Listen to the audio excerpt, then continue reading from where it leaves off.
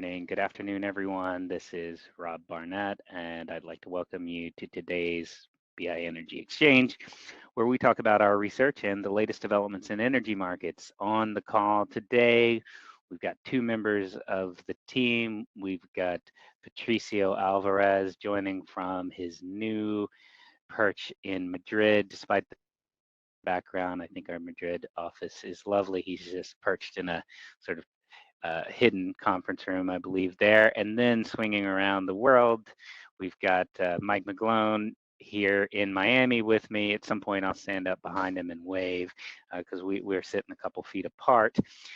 So, guys, I want to kick off the conversation a little bit differently. I'm actually vacationing a little bit this week down here in Miami, so I've had a little bit of time to think and reflect on different things. And I was listening to a podcast with Sam Altman, the founder of OpenAI. He was talking about the future of artificial intelligence. And one of the things that I think he said that I found particularly interesting was that he thought energy could be the limiting factor for how much AI we use in our lives. So if we have cheap, abundant energy, we'll use AI to do all sorts of things. But if energy is not cheap and abundant, then maybe we'll save AI for like really important things. So he said, I think he framed it something along the lines of, if energy is cheap, we'll have AI read our email and suggest responses to it. But if energy's expensive, then we'll use AI only to cure cancer. So anyway, very interesting framing. And so if Sam is right, I think one of the things that is interesting is it implies growth in utility or electricity demand. And so if you're kind of familiar with the broad story, electricity demand often follows an inverse U. And so it sort of goes up as your country's industrializing. As you become a country like the US, where you have lots of offices, less factories, demand tends to be flattish or even decline. But Sam's vision of the world suggests we could see in the developed economies growing energy demand or electricity demand. Could also be driven by EVs, things like that. So I want to start here today and sort of just get on this big picture concept. If you think about the next 10 years, first, is electricity demand going to grow? And second, which kind of technologies and fuels are going to meet that demand? So Mike, we're going to come to you first, since you are more of a special guest on the call today. All over that one. It's going straight up. Electricity demand, but just like the Malthusians who've been wrong for 200 years, prices are going to continue to go down. And that's the lessons of two key books, The Price of Tomorrow by Jeff Booth, Boom and Bust, The Price of Time, Superabundance. I can name numerous books, but there's an article in New York Times recently how electricity and demand is really in the US is just taking off. Part of that's AI, part of that's EVs, pretty significant shift over to EVs. Guilty here, had EV, but in my house in Connecticut, I also installed solar panels. So it's the key fact is we can now obtain in advanced countries electricity from the air, and we're doing it at a significant pace. And yes, there's bumps in the road, but it's getting cheaper every day, and it's just a matter of time. So anecdotal examples: when you go to New York City 5 years ago, you could see that big shift from all the delivery people using internal combustion motorcycles. Now they're all on electric bikes. But also when you see in the road now, you see numerous remote signs with electricity, and they're from solar panels. That's only improving in technology. So I'm completely bullish on demand for electricity. I'm completely bearish on the price of electricity if you just follow the trends of humanity and history, what's happening with technology. So that's part of my big picture, and I really enjoy the stuff from you. But there was a great article in the New York Times that pointed out AI is, yeah, it's a big user of electricity, and so is in Bitcoin mining. But this stuff is just getting cheaper every day, and it's just so in this country we obviously have the advantage of cheap natural gas. We have to go tilt over to energy a little bit. The lowest price on the screen right now was first traded in futures in 1990 in April. That's severe depression, severe deflationary forces. Over that same time, money supply and PPI and inflation of just in the stock market have taken off. But why is it from a producers, they're still getting the same prices 34 years ago? That's just where things are going in this country, and that's part of the reason I remain very bearish on crude oil. I'm finally bullish on natural gas. It's finally reached that lower price cure, and I'm bearish on copper, at least for now, and finally getting a little bullish short-term corn. We can go there, but the macro, studying history and all these books I read, is electricity usage is going to continue to pick up, and the cost of producing it will continue to decline. Okay, I love a very provocative view as usual there, Mike. Patricio, let's come over to you. I get the sense that Europe's on a very different trajectory. And every time I talk to you, I feel like demand is being destroyed by all kinds of factors, and so maybe the experience is different in Europe, but maybe not. Tell me, what do you think? Sure. Yeah, I think there's a couple of factors that are contributing to a near-term slump in energy demand in Europe. If we firstly focus on fossil fuels, mainly coal and gas, emissions were significantly lower in 2023 than they were in 2022, and that's mainly because of the high price cure that is now sort of threatening the competitiveness of the industrial sector here in Europe. Industrial demand hasn't really recovered. There's very small signs of recovery this year, but nothing like pre-crisis levels yet.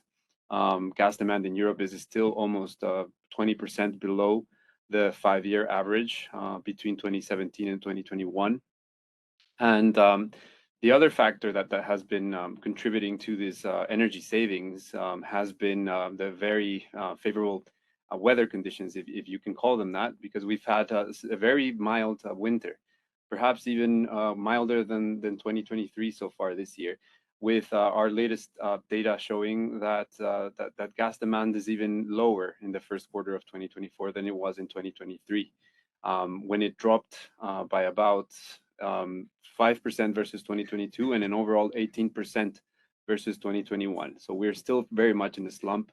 In terms of power demand has not dropped as much. So we're talking about high single-digit drop versus pre-crisis levels in terms of power demand. And this is, again, it's a couple of factors. It's also that the economy overall here in Europe is not trending upwards in any way. We were almost in a stagnationary scenario here in Europe. And I think that explains the sort of slump in near-term power demand and energy demand. Although policymakers remain committed in driving this electrification of the economy in general. So that means EVs and also the electrification of heating, installing smart meters and sort of incentivizing the population to electrify their energy consumption and making that power grid, that power stack as renewable as possible. I think that's still the driver. And over the long run, we do expect these policy trends to keep supporting power demand over the long run. And we're talking about 1 to 2% CAGR over the next 15 to 20 years, according to most estimates. And that will include, obviously, new demand from data centers tied to AI, but also we have to consider that energy efficiency is improving quite significantly, so that will temper that growth as well, like Mike said as well. So yeah, we're sort of a near-term slump in Europe, but policy support should see us through in the long run. Yeah, I'm really curious on how energy efficiency is going to play into what unfolds. When we first started rolling out digital TV in the US, we had DVRs. So basically you could sort of record TV. It wasn't quite on demand yet. We had these boxes that you'd sit next to your TV. And if you were to go back and look at the power consumption of those boxes, it was very close to a refrigerator. And so, or I think it was half a refrigerator, but just for a little box, it was like helping you basically record live TV. And we've obviously done away with them. And so I think I'd be very curious to see whether the energy efficiency kinds of measures we put into place can offset the rise from AI, vehicles, and other things. I mean, lighting used to take up 10% of electric demand in the US. It's way less than that nowadays. I don't know the exact figure anymore. So But I do want to pivot and ask a little bit more on the supply question. Again, this is a very big picture, just because the conversation with Sam was interesting. I will note that he did not really highlight renewables, wind or solar, in the way someone like Elon Musk might. And he really talked a lot about nuclear, and he talked specifically not just about nuclear fission, but nuclear fusion. And so, Mike, you always have a provocative take on kind of where the technology space is trending, but we live in this very interesting world where you highlight that, you know, maybe the cure for low gas prices, or, you know, we could see higher gas prices because they've been so low for a while now. Do you see gas prices going up high enough to sort of incentivize maybe things like nuclear, other things to come into the mix, or is it going to take like true government support to really kick some of those things off? That's the darn right now, and that was my key takeaway. The minute we had that big pump and the unlimited friendship, and then President Vladimir Putin's invasion of Ukraine, that shifted the world order, and it made the whole world, as Patricio mentioned, heat pumps, and we're going for heat pumps, which use a lot more electricity, but it shifted the world order. Like, okay, sources of fossil fuel from dicey, I'm getting fossil fuel from dicey sources, we're off. And it's just happening at such a profound time in history where technology is moving so fast. And I have to keep mentioning that book, The Price of Tomorrow by Jeff Booth, because it's really helped shape my views. Also, The Domino Effect by Russell Brazil really shaped my view of supply. The technology is moving so fast that it's just really bad for both sides of the fossil fuel price equation, supply and demand. So as far as, I like to use the example of a typical vehicle now, which I point out, Rob owns a rich man's a Tesla. I have the poor man's Tesla, Chevy Volt, which is a plug-in hybrid. But typical vehicle now it's about that sled, that platform, and that platform has either 2 or 4 motors, and then all this is about the energy source. But energy source in terms of batteries, the amount of energy you can condense into that battery is increasing on a daily basis. Its cost is going down, and the battery size is declining. So right now, it's a key thing is it uses lithium, iron, and cobalt and stuff, but it's just a matter of time we move on to the next thing that might be fuel cell type batteries. Just plug it in, you're good, or fusion type batteries. It's going to happen. It's a question of time. Another thing that's really significantly happening, and I love, obviously, you can say I have a passion for this, is reading about drilling technology. The drilling technology in the oil patch, it's really been kind of harnessed in the US, being able to go down, straight down with I don't know how many drills, and then move out horizontal 5 miles in some cases. It's just shocking. And it's just a matter of time we're going to be able to do plasma drills. This is not pie in the sky stuff. It's just a matter of time the technology comes and you can do it effectively, where a guy like me can build a house, but geothermal, and it's cheap. That's where it's going, and that's current trends. The key thing that people oftentimes underestimate is these things that go leaps and bounds, and they go convex, and it's not just flat. You have to incorporate that in. So that was part of the reason I was way too early in calling for $40 crude oil. I still think I'm putting fill or kill on it this year, because markets always have to get to below a break-even cost to shut off that supply and increase the demand. Natural gas has done it. So I think natural gas has bottomed. US, you just look at the contango, it's it's pretty steep. So look further out to D's, it's in a 2-handle, front contracts in 170, and that's certainly US natural gas, the benchmark. So I think it's bottom. But to get back to your initial question, that's the problem now, is prices have dropped so much, there's less incentive, but we've all seen what happens when prices spike. So there's where I tilt over to where are things kind of still triggered. Natural crude oil is still relatively high. In this country, the average cost of production is $55 a barrel. And US and Canada, that excess supply over the last 15 years is what's been the main pressure factor. And at $81 a barrel, it's only going to keep the pressure factor on. And the key thing I like to point out is you look at the metrics I'm really concerned about in this country is diesel demand in this country is the same as it was about 10 years ago. It's way down from the peaks. And that's like never happened. Our database only goes back 30 years. I mean, and diesel trucks are not really being on a big scale replaced by EVs yet. It's efficiency. And it's what key thing I was really concerned about, what Patricio was mentioned. But Europe is clearly heading towards a severe recession. Just look at Germany, UK, Finland, just named on the US. And you look at things like container board boxes, they're recessionary. So to me, that's the next bridge. Getting to the big bridge is for technology replacing. The next key bridge is what stops crude oil from following the example of natural gas. So that's why I'm sticking with that $40 barrel target, at least a 40 handle. This year, I'm putting fill or kill on it. If I'm wrong, you know who to blame, who's the idiot. Now, natural gas has done it. Corn got very close. Corn's the most significant agriculture commodity. It's in this country, a third of the crop goes for ethanol. 20 years ago, that didn't happen. And it finally printed below 4 for a little while in the front contract. That's about the break-even cost. But this year is going to be a massive production year. And I have to mention that because it's the essence of all commodities are the grains. You watch the grains for that supply and demand cycles. They go within a year and everything else kind of follows that. Energy, petroleum a little bit behind it, and the metals even further on. And that's what's happening is we just had massive supply kick in from South America because of prices. We're still in that higher price cure. We haven't really cut rates a lot except in China. And that's the key thing I'll tilt towards is what you mentioned with prices are still on that downward track. And the number one source of demand pull for commodities in the last 20 years is heading towards a severe recession. If they weren't, why are they stimulating so much? And why is their 10-year note yield about 200 basis points below the US 10-year note yield? Because I don't know what stops that, but that's where from my tip. And one thing I'll also end there. The most significant thing that China's done is they shifted a lot of their resources. I shouldn't say China. Respect for China, respect for the history, and respect for the future. One person runs China now, President Xi, has shifted a lot of resources away from the property sector in terms of banking, and of course that's collapsing, and shifted it over to EVs and renewables. And the amount of renewable production they're putting into photovoltaic and EV and not so much wind, but certainly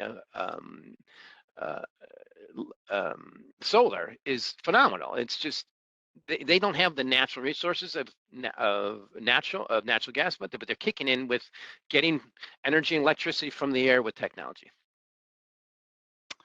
You know, I would just add that China represents an amazing amount of not just solar, but of the global wind market. It's a behemoth. And as many folks would probably know, it's not only a behemoth in terms of installations, but it's also a key provider of a lot of the equipment. And so the IRA and other things like that are trying to make sure that the US has some manufacturing footprint in that place. But Patricio, before we maybe talk about some of those dynamics, I do want to give you a chance to weigh in on perhaps whether you see the role of nuclear renewables in Europe. You know, our gas prices high enough there? They're way higher than the U.S. To support something like nuclear, or is it all going to be wind and solar and hydrogen perhaps in Europe? I mean, I don't know, the policy vision's quite different. So kind of, you know, what does the future look like there? And, you know, companies like EDF really going to push a vision with nuclear, or is that a vision that's just not going to work going forward?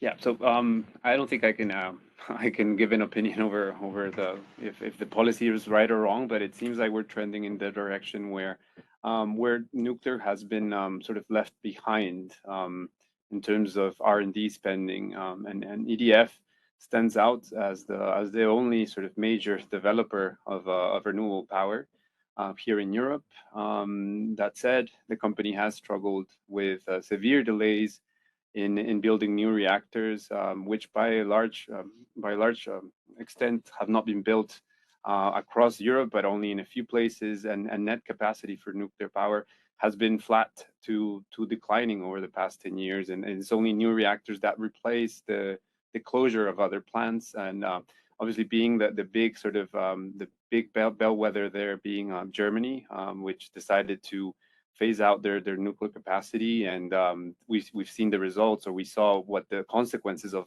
that was during the energy crisis, where Germany was forced to burn more gas and coal when it was very, very expensive. And yes, having nuclear power to back that baseload demand would have helped curtail that need for fossil fuels. But moving forward, I think it's kind of, it's too late to regret it. I think just because it seems like we're still struggling with older technology. So EDF, for example, is still trying to build the Hinkley Point C, is still trying to get that project over the line.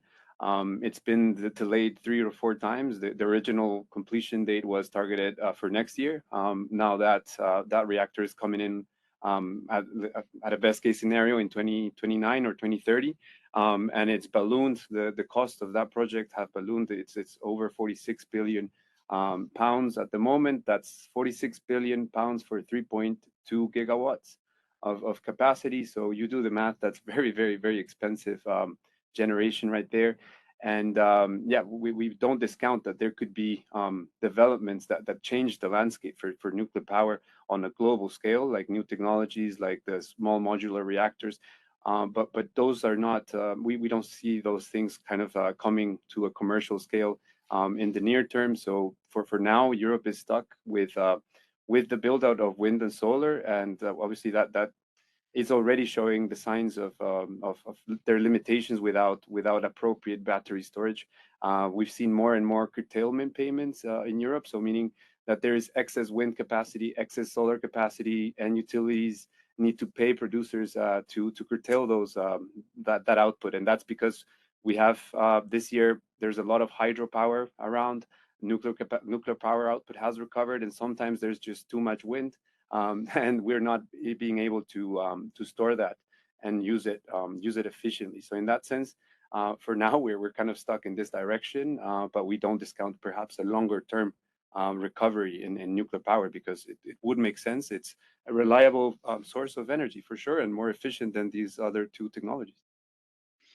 It's really interesting. Thank goodness we're not actually really relying on the construction of these new nuclear plants, because it takes so long to get them built. And they've been coming in way over cost estimates when they were, when they were decided to go forward. One of the observations I would make is, and I don't think this is rocket science, but anything you can put on an assembly line, so solar, wind, batteries, what you see is this massive learning curve, and every year those technologies get cheaper and cheaper. And the difficulty with nuclear is it's almost every project's a one-off, and we just have to ask ourselves, well, how do we do this again? And we don't get that learning from being on an assembly line. Maybe SMRs, small modular reactors, change that. So I think there's an interesting piece that we haven't touched on. We've got a few minutes left, but one of the ideas that sort of could integrate all of this is a carbon market. So Europe has been trading carbon for quite some time. They've got the ETS. Prices are currently about 59 euros a ton, which is down from around 100 a little over a year ago. And so, and we really were in this bull market for carbon, and everyone thought it was going to continue to go up because policymakers and everyone was saying, hey, the future is going to look different than the past. We have to curb emissions. And so one way you could achieve that outcome is via a high carbon price. And it is very interesting to me that kind of Europe has taken, well, let's use carbon market to solve this problem. And America said, that's too complicated. We're going to do like tax subsidies. And they've gone with the IRA approach. And you sort of have like two grand philosophies on how to do this kind of thing. But okay, let's specifically pull it into carbon, because we do at least sort of think about that a little bit. And Mike, I know this carbon's only sort of on the periphery of things you think about, but is carbon something that could drive a lot of change? Where do you see European carbon going in the future? Are the long-term projections still going to hold? Will this be an enduring bull market because of all the pressure to reduce emissions? Well, I think so. The way I look at it is, well, we used to call, we call it global warming, and we used to call it, when I was a kid, it was pollution. And it's the migration of the macro, and that is the things that you learn about humans. We just are and run through a series of error corrections. And we know there's just a major global push to reduce carbon footprint. I completely just get it monetarily, and it's just going to happen. It's already happening. So it's like you have a little push from the government is what I'm really appreciating, because what's happening, I noticed, was these are pre-existing trends, just shifting to EVs is one example. It's just a matter of time they get cheaper and more cost effective than internal combustion. I have mine's 10 years. This is the 10-year anniversary of having it. And it's shocking how little there is to do with maintenance. So these are pre-existing trends. I think the carbon market just accelerates this, where almost all our natural sources of energy and consumption of energy will just not need the fossil fuel carbon anymore. But that's why I really like the fact that the governments are helping. And I've always been biased kind of towards the power of the tax, but a good carbon market is a good idea. And I think so far so good. Patricio, I know a number of your companies really have some of their financial profile tied into what's going on in the carbon market. You know, what's your sense? How are they thinking about it? What do you think, at least in the near term, is a recovery potentially in the cards? Yeah, I think short answer is not in the near term. I think unless there's some sort of market intervention in terms of reducing the size of the carbon allowances being traded. So unless there's market intervention, no, there is no recovery yet inside, I think. And that's mainly because the way we look at power companies here in Europe is their merchant exposure, meaning their unhedged output, usually tends to meet industrial demand. And that is peak demand that's highly energy intensive. Those tend to be met with coal and gas-fired plants. And those are the plants that are exposed to these carbon emission taxes, basically. And well, companies, that's why they're tied. Their share prices are very much tied with carbon prices because they tend to hedge their exposure to carbon prices, hence capturing the upside on the moves of the underlying commodity, which is either gas price or coal prices.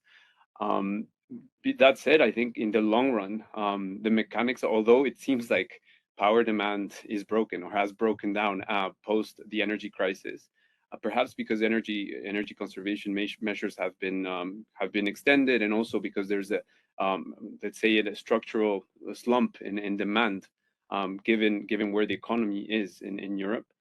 We will see a near-term deceleration, I think, both in gas prices, and that ties into also lower carbon prices in the near to midterm.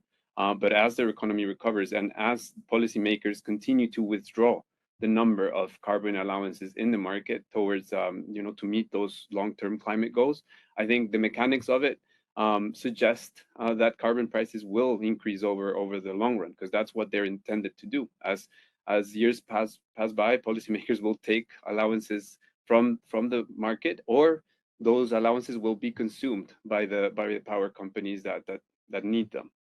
So over the long run, the policy should do what it's intended to do, but we do see this sort of slump extending for several months or maybe a couple of years. Yeah, the really interesting thing that I think about the carbon market in Europe is policymakers keep sort of setting goals of where emissions should go, and the market keeps delivering faster than the goal, and so you kind of end up with this near-term oversupply, and the government then goes back and says, well, we'll do it a little faster, and so there's this dynamic between what's actually happening with emissions, and the government and emissions are falling faster than the market would have dictated, which is why you've had a little bit of the pullback in the price.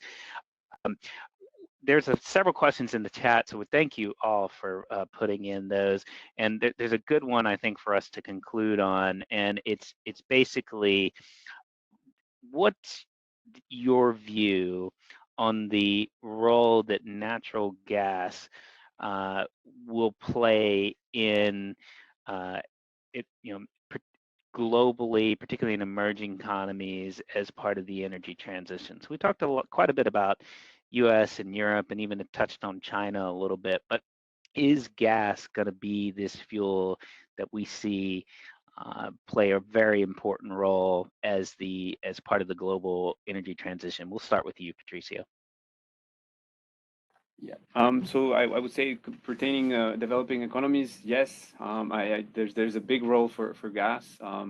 Let's not forget that gas has been the main driver of decarbonization so far for the global economy. It hasn't been other technologies, and that's because it has been over the long run relatively cheap, a cheaper option. It it emits about half of what oil and coal, or less than half of the emissions of those sources. It's relatively cheap. It's relatively fungible now with the advent and expansion of the LNG market. So it's definitely sort of the lower hanging fruit for emerging economies to decarbonize. There's still several economies that heavily rely on coal. So making that switch to gas, I think it's a fairly good trade for them. And it's definitely cheaper than building out wind and solar, which tend to require subsidies, at least in their initial state. Fantastic. Mike, over to you. The number one source of heat, electricity, and fertilizer in this country at the same price as it was 30 years ago is a major boost for U.S. economy. It's and to me, it's the number one transition fuel when you put in solar or wind plants. You have to have, you have to have that gas backup, and that's what's happening a lot. And you can do it cheaper and more efficiently. Just have the gas backup. And so I view it as perfect transition fuel, and I only can speak for the U.S. And can you trickle it down to what's happening with food? It's the number one source of fertilizer for anhydrous ammonia, and it's part of the reason the price of corn's collapsing or going down a lot, because you can produce more of it with less every day because of the gas. And the entire state of New York is still closed to gas drilling, so at some point that might happen with higher prices. So far, I think it's ideal transition fuel. And it's one of the few that's got below the break-even cost, and I don't know how long it lasts. And I want to end with this. My vision of an ideal energy producer plant now is a solar farm that it has either battery backup, and when it has excess energy, it's using that to create hydrogen through the electrolysis process with that solar, and then stores that hydrogen and uses that for the backup to run the generators, maybe with some gas in the backup. And the one thing I'll end with this that I really enjoyed about gas and hydrogen is, at a Bitcoin conference, I learned that you can put up to 30% of hydrogen into an existing gas pipeline. It wouldn't make a big difference. So to me, that's where things are going. And it's just a matter of time that these technologies kick in. And gas is the perfect, at least in this country, and certainly with the expansion of LNG for globally, is the perfect transition fuel to a zero carbon world. Okay, we're going to have to make that the last word. I want to thank everyone for joining today. We hold these calls weekly now. We've got great regular participation, and so really happy that you take the time to listen.